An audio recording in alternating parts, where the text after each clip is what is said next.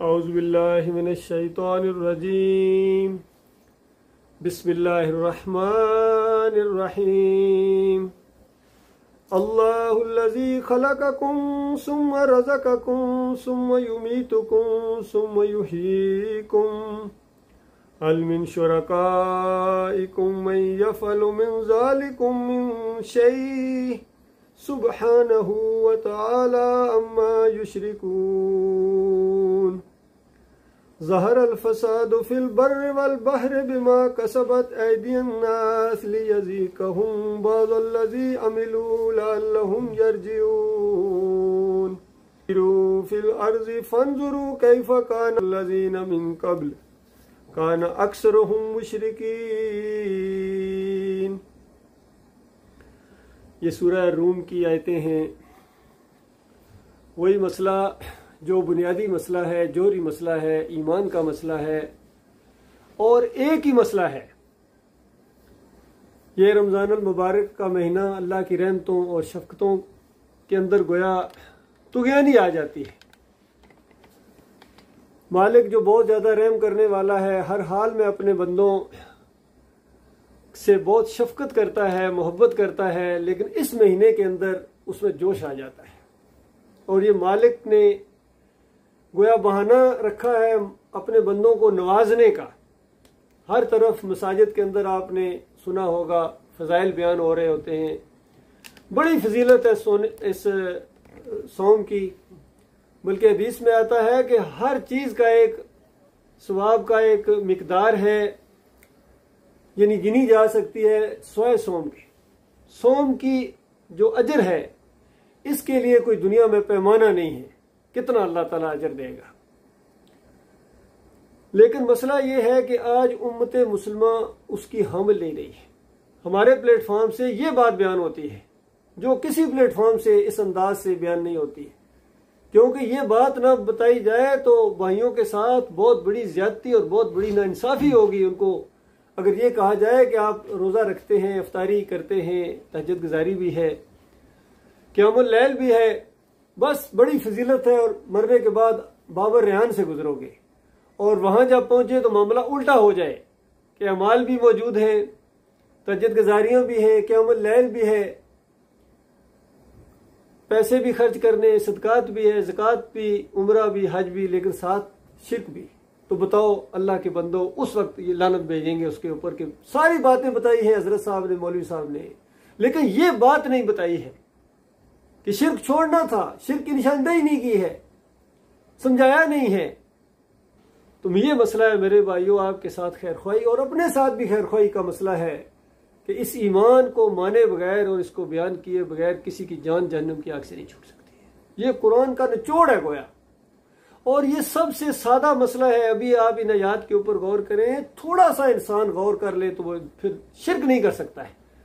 और जब चीज उसको ये समझ आ जाए कि शिर्क है, तो फिर शिर्क करने वालों को इमाम मानना और शिर्क करने वालों के अंदर रहना, उनको अपना लीडर मानना, उनको तकवीयत देना, उनको चंदे देना, तो ये तो फिर जहालत की इंतहा होगी। इसका मतलब है शिर्क की आपको या तो समझ नहीं आई है या फिर आप दोगले हैं, सबको राजी रखना चाहते हैं कि अल्लाह भी नाराज ना हो और बुतों से भी बिगाड़ना जरा मुनासिब नहीं है। तो इस तरह दो का मामला तो नहीं हो सकता है। किसी इंसान के दिल में अल्लाह ताला ने दो दिल नहीं रखे हैं, या तो ईमान खालिस होगा या फिर शिर्क खालिस होगा। तो अल्लाह ताला से दुआ है जो कुछ कहा जाए और इसको जो सुने और जहाँ जहाँ तक ये आवाज़ पहुँचे, ये पैगाम है अल्लाह की किताब का। मेरे प्यारे भाइयों, फरमाया अल्लाहुल्लज़ी खलक़कुम सुम्मा रज़क़कुम, वो अल्लाह है जिसने तुम्हें पैदा किया है। देखिए इन आयात के अंदर इंसान की पूरी जिंदगी जिस नुक्ते के गिर्द घूमती है उसका बयान है। फरमाया अल्लाह ने तुम्हें पैदा किया है। गौर करो, सोच के जवाब दो, क्या अल्लाह के अलावा किसी ने पैदा किया? बताओ, तुम्हारे बावजदाद को अल्लाह ने पैदा किया था। देखिए हर जगह वही मजमून है, अल्फाज बदली होते हैं। सूरह अल-बकरा के शुरू में या अय्युहन्नासु उ'बुदू रब्बकुमुल्लज़ी खलक़कुम, उस अल्लाह की बंदगी करो, यानी आपको उस अल्लाह की तरफ बुलाया जा रहा है जिसने तुम्हें पैदा किया है। सूरह यासीन के अंदर जब वो मर्द मोमिन ईमान लाया तो उसने कहा कौम के लोगों सुन लो मैं तुम्हारे रब के ऊपर ईमान लाया हूं। ये भी तो कह सकता था अपने रब के ऊपर ईमान लाया हूं। लेकिन अंदाज देखिए एक दाई का कि मैं तुम्हारे रब के ऊपर ईमान लाया हूं, सुन ले, यानी तुम अपने रब से दूर हो, तुम्हारे रब की बात हो रही है। ये जो मैं तारीफें कर रहा हूं, हर जगह बयान होता है, ये आपके रब की तारीफें मैं बयान करता हूं। ये कायनात उसने बनाई है, चला वो ही रहा है, जिंदगी वो देता है, और सुम्मा रजा का कुम, सारी नेमतें अल्लाह की तरफ से। ये अरबी जानने वाले इस चीज को जानते हैं कि रिज्क ये जो होता है ये नेमतों को कहा जाता है। हमारी उर्दू जुबान में जरा रिज्क जैसा कहा जाए तो ऐसा महसूस हो खाने पीने की कोई चीजें, लेकिन अरबी के अंदर हर नेमत अल्लाह का रिज्क है। ये तुम्हें जो जिस्म मिला हुआ है, सेहत मिली हुई, ये रिज्क है अल्लाह का। औलाद मिली हुई है, माहौल मिला हुआ है, और अच्छी जॉब है, बिजनेस चल रहा है, ये सारे रिज्क हैं जो अल्लाह ताला की तरफ से। हत्ता कि उमर बिन खत्ताब रजी अल्लाह ताला दुआ मांगा करते थे, अल्लाह उमर ज़ुकनी शहादतन फी सबीलिक, या अल्लाह मुझे अपने रास्ते में शहादत का रिज्क अता फरमा। यानी नेमत है बहुत बड़ी, शहादत की नेमत अता फरमा। तो हमारी जुबान के अंदर आमतौर पर नेमत का लफ्ज़ इन सारी चीज़ों को आपस में जोड़ देता है, घेर लेता है। नेमतें हैं जी, बड़ा अल्लाह का फजल है जी। पूछा जाए हाँ जी क्या हाल है, बड़ी अल्लाह की रहमत है जी, बड़ा अल्लाह का फजल है जी। तो इसके अंदर सारी चीज़ें आ जाती हैं। तो बताया कि देखो गौर करो इंसानों, अल्लाहुल्लज़ी खलक़कुम सुम्मा रज़क़कुम, कि अल्लाह ही ने तुम्हें पैदा किया है और सारी नेमतें जो कुछ तुम्हें मिली हुई है वो अकेले मालिक की तरफ से हैं। सुम्मा युमीतुकुम, फिर वही अल्लाह अकेला है जो तुम्हें मौत देगा, कोई और तुम्हें मार नहीं सकता है। याद रखिए, जिंदगी, मौत, रिज्क सिर्फ अल्लाह ताला के हाथ में है। फरमाया वही तुम्हें मौत देगा। सुम्मा युहयीकुम, और फिर वही अल्लाह है जो तुम्हें दोबारा जिंदा करेगा। इस जिंदगी के बाद फिर जिंदगी है, दोबारा पैदा किए जाओगे। और दोबारा पैदा किए जाने का मतलब यह हिसाब किताब कि बताओ दुनिया में क्या किया था।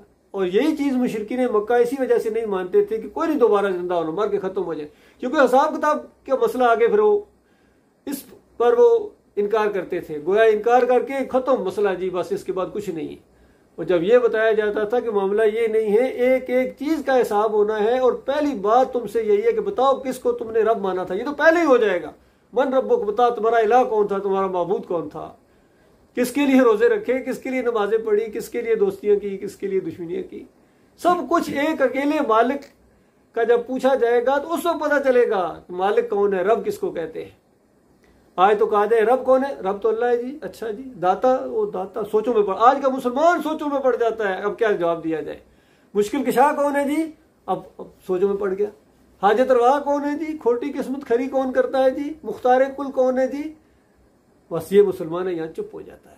कलमत पढ़ता है ला इलाहा इल्लल्लाह मुहम्मदुर रसूलुल्लाह, अल्लाह के अलावा कोई माबूद नहीं, इलाह नहीं, और मोहम्मद सल्लल्लाहु अलैहि वसल्लम अल्लाह के आखिरी रसूल है। ये पढ़ता है। अगर थोड़ा सा पूछ लिया जाए ये जो तुमने कहा है अल्लाह के अलावा कोई माबूद नहीं, इसका क्या मतलब है, तो आज की ये इंसान है, ये मुसलमान है, ये यहाँ चुप हो जाते हैं। फिर क्यों पुकारे लगाते हो अल्लाह के अलावा दूसरों की, क्यों दूसरों के सामने झुकते हो, रुकू करते हो, सजदे करते हो, इनसे फरियादें करते हो, इनके दरबारों और मज़ारों के साथ चिमटे हुए हो, इनकी मूर्तियां बना के पूजते हो। इनके सामने जितनी ये इबादत के अंदाज है ये तो अल्लाह के साथ होने चाहिए, तो फिर तुम इनके साथ क्यों करते हो। नहीं जी वो ये जो अल्लाह के प्यारे होते हैं जी, अल्लाह के, ये हमारी इनके आगे जी, इनके अल्लाह के आगे। अल्लाह हमारी सुनता नहीं जी और इनकी टालता नहीं। अंदाजा लगाइए, ये दोनों जुमले कुफरिया, याद रखिए। कुरान में अल्लाह ताला ने इसकी वजाहत की कि कोई एक भी ऐसा नहीं है जिसकी अल्लाह ना सुने। अल्लाह सुनता है, और ये कहना कि अल्लाह मेरी सुनता नहीं, ये बहुत बड़ा कुफरिया जुमला है। और फिर ये कहा जाए कि इनकी टालता नहीं, बताओ ये भी कुफरिया जुमला है। कुरान में कितनी जगह अल्लाह ताला ने बताया है, कितने हैं जिनकी कितनी दुआएं हैं वो नहीं कबूल हुई, अल्लाह ताला ने नहीं मुनासिब समझा, उससे बेहतर चीज दे दी अल्लाह ताला ने उनको, या उनको नेकियां बना दिया। लेकिन अल्लाह पाबंद नहीं है किसी का कि किसी की टालता नहीं है। ये मामलात है मेरे भाइयों, ये चार चीज़ें हैं इंसान की, इसी के गिर्द ज़िंदगी घूमती है। और शिर्क, इसके अलावा जो कुछ होता है वो इसी के खिलाफ होता है कि देखो अल्लाह ने पैदा किया है, अब कोई कहे कि ये पीरा देता है, ये तफैल मोहम्मद है, ये करामत हुसैन है जी, ये फलां की देन है जी, दिया नहीं है तो दिलवाया ज़रूर है, कुछ ना कुछ किया ज़रूर है इन्होंने। बाबा जी के मन्नत मानी थी, ये नजर न्याज की थी, और अगर कुछ नहीं तो 11वीं दी थी। अब्दुल कादिर जिलानी ने तो कुछ ना कुछ किया है ना जी। यकीन करें, हमारे इलाके में एक पीर साहब आते थे, एक मुरीद ने जाके कहा कि पीर साहब दुआ करो अल्लाह औलाद दे, तो इस कदर नाराज हुआ और कहने लगा कि अल्लाह से मांगना है तो मेरे पास क्यों आया है, मैं तो लूंगा अब्दुल कादिर जिलानी से। इस अंदाज से कहता मैं कोटा लेके आया हूँ। ये सब कुछ हो रहा है अल्लाह के बंदों, इन मुसलमानों के अंदर हो रहा है। तो बताया गया कि अल्लाह के अलावा किसी और की तरफ तो जब तुम मंसूब करोगे ये शिरक है। और जितनी नेमतें हैं, अगर ये कहोगे 11वीं वाले की वजह से बरकतें हुई हैं, 11वीं करता हूँ, मिलाद कराता हूँ, तब मेरे रेज के ये जो है दरवाजे खुले हुए हैं, तो ये अल्लाह के साथ शरीक ठहराना है। और इनकी नजर न्याज करोगे, ये माली इबादत के अंदर शिरक है। जिस तरह सलात के अंदर पढ़ते हो अत्ताहियातु लिल्लाहि वस्सलावातु, होते ये बात कि मेरी माली कौली फेली सारी इबादत अल्लाह रब्बुल आलमीन के लिए है। यानी मैं जो पुकार लगाऊंगा एक अल्लाह की लगाऊंगा, किसी और की नहीं लगाऊंगा। मुशरिकीन मक्का इब्राहिम अलैहिस्सलाम को पुकारते थे, या इब्राहिम अगिस्नी, या लात बाबा, या मनात बाबा। तो उनको मना किया जाता था कि देखो ये तुम्हारी पुकारे नहीं सुनते हैं, ये जिंदगी में दाता दस्तगीर मुश्किल की शाह तरवा नहीं थे, अब तो मर चुके, अमवात और गैर वाहियाएं, ये मर चुके, इनके अंदर जिंदगी की रमक तक बाकी नहीं है, ये तुम्हारी पुकारे नहीं सुनते। क्योंकि ये सुनने का अकीदा, मुर्दों के सुनने का अकीदा, जिसको समाए मोता कहते हैं या हयातन नबी फिल कब्र कहते हैं, ये शिर्क की जड़ है। अल्लाह के बंदो, नेक लोग जो हैं ये जन्नतों में जिंदा है, शोदा खास कर ये जन्नतों में जिंदा है। अहयाउन फिल जन्ना के अल्फाज आए हदीसों के अंदर, लेकिन इन्होंने अहयाउन फिल कुबूर युसल्लून कह दिया, झूठी रवायतों के जरिए। कब्रों में जिंदा है, नमाजें पढ़ रहे हैं, अंदाजा लगाइए। ओ अल्लाह के बंदो, ये दुनिया क्या तक ये नमाजें हैं, रोजे हैं, जितनी चीजें, ये इम्तहान की जगह है। मरने के बाद इन चीजों के साथ नहीं है आपका मामला, जो कर लिया सो कर लिया। 3 चीजें हैं जो नामा माल के अंदर लिखी जाती रहती हैं। सदका जारिया है, आपका अपना अमल है। इल्म जो नफा दे लोगों को, ये भी आपका अपना अमल है। या कोई स्कूल बना दिया, अकेडमी बना दी, मस्जिद बनाई, कोई रोड बनाई, जो सदका जारिया आप कहते हैं, दरख्त लगा दिए, तो ये आपका अपना अमल है। जब तक लोग इससे फायदा उठाते रहेंगे, इसका सवाब आपको नहीं मिलेगा तो किसको मिलेगा बताइए। तो इस्लाम के अंदर ये सिर्फ 3 चीजें हैं।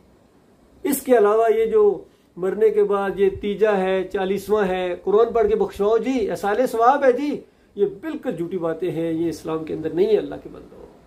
तो इसलिए जितनी नेमतें मिली हैं इनको अल्लाह के रास्ते में खर्च करोगे, अल्लाह से अजर पाओगे। और मौत जो है ये अल्लाह, खैर इस पर तो सारे इत्तेफाक करते हैं, मौत अल्लाह देता है जी। आमतौर पर ये सियासी लोग भी कहते हैं मैं मरने से नहीं डरता जी, मौत सिर्फ अल्लाह के हाथ में है जी। ये कौन सी नई बात आप बता रहे हैं। मसला ये है कि मरने के बाद तुम्हारे साथ क्या होगा, ये मसला है असली। मरने के बाद तुम्हारी वो खाल उतारी जाएगी, क्योंकि शिर्क के ऊपर हो। या अली मदद के नारे लगाना, या रसूल मदद के नारे लगाना, बेहक्के फलां बेहुरमते फलां के जरिए अल्लाह को पुकारना, गुम्मत की इबादत करना, रुकू करना, चादरें चढ़ाना, उर्स और मेले करना। फिर ये जमहूरियत का पूरा निज़ाम मुशरकाना है, इसके जो तकवीयत देता है, इसके तरफ बुलाता है, वो तो शिर्क के ऊपर मरेगा। तो फिर उसके बाद तुम्हारी वो आग लगेगी। नबी अलैहिस्सलाम ने फरमाया मम्मात युशरिक बिल्लाह शैउन दखल अन्नार। शैउन, मामूली सा भी जिसने शिर्क किया और उसकी मौत आ गई, अल्लाह के बंदोबस्त फिर दोबारा कभी मौका नहीं मिलेगा। इसलिए शिर्क से बचो मेरे प्यारे भाइयों। ये मौका मिला है, पिछले सारे गुनाह माफ कराने का एक मौका है रमजान अल मुबारक के अंदर। ये लेकिन ये उनके लिए जिनके अकीदे में शिर्क नहीं है। और वो आखिरी बात अंदाजा लगाओ, नबी अलैहिस्सलाम ने फरमाया हर नबी को अल्लाह ने एक दुआ ऐसी दी है, एक पैकेज ऐसा है कि जब जिस वक्त जैसे चाहोगे उसी वक्त कबूल हो जाएगी। और नबी अलैहिस्सलाम ने फरमाया हर नबी ने अपने अपने दौर में, रसूल ने अपने अपने दौर में वो दुआ मांगी है और कबूल हुई है। लेकिन फरमाया मैं अभी नहीं मांगूंगा जिंदगी में, मैं क़यामत के दिन अपनी उम्मत के लिए दुआ मांगूंगा और हर मेरा उम्मती इससे फायदा उठाएगा, मगर वो जिसने शिर्क किया। शिर्क वाले को उस दुआ से भी अल्लाह ने निकाल दिया। अंदाजा लगाओ अल्लाह के बंदो। इसलिए शिर्क करने वालों को अपना इमाम मानना, अपना लीडर मानना, इनके पीछे नमाजें पढ़ना, ये जहालत की इंतहा है, बदबख्ती की इंतहा है। और फिर वक्त वापस नहीं आएगा, क्योंकि वो तो शिर्क वाला है, वो तो हमेशा की आग में जाएगा। उस वक्त पछतावा होगा, लेकिन वापस नहीं आ सकोगे। फरमाया तो मरने के बाद वही अल्लाह ताला तुम्हें जिंदा करेगा। ये सारी चीजें हैं। अब फिर देखिए मालिक का अंदाज, ये कुरान का अंदाज है। जिस तरह 4 चीजें समझा के फिर एक सवाल किया इंसानों से, खासकर शिर्क करने वालों से। फरमाया हल मिन शुरकाइकुम मन यफअलु मिन ज़ालिकुम मिन शै। और जिन जिन को अल्लाह के अलावा पुकारते हो, उसमें इब्राहिम अलैहिस्सलाम, लात मनात हुबल, इस्माइल अलैहिस्सलाम, ईसा अलैहिस्सलाम, सारे क़यामत तक जो पुकारे जाएंगे, इसमें नबी अलैहिस्सलाम भी शामिल हैं, अली रज़ी अल्लाह शामिल हैं। सारे शामिल हैं इसके अंदर। अब्दुल कादिर जिलानी, मोइनुद्दीन चिश्ती, अली अजवेरी और गोलड़े वाली सरकार और सेवन वाली सरकार, अब्दुल्ला शाह गाजी, मोइनुद्दीन, सारे इसके अंदर शामिल आ गए। इनके बारे में सवाल है इंसानों, बताओ इनमें से किसी एक ने ये चार चीजों में से कोई एक चीज की हो, शय की हो, ज्यादा बड़ी बात नहीं, शय की हो कुछ इनमें से, बताओ किसी का नाम लो।